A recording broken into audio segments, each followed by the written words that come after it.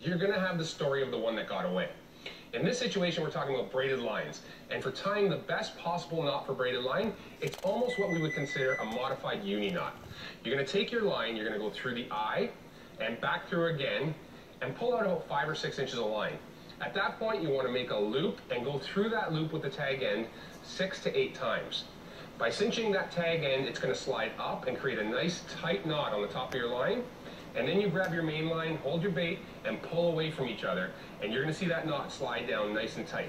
Now with today's braided lines, zero stretch, and big booming hook sets, having the best knot possible will mean the difference between getting that trophy in the boat and watching them swim away. For more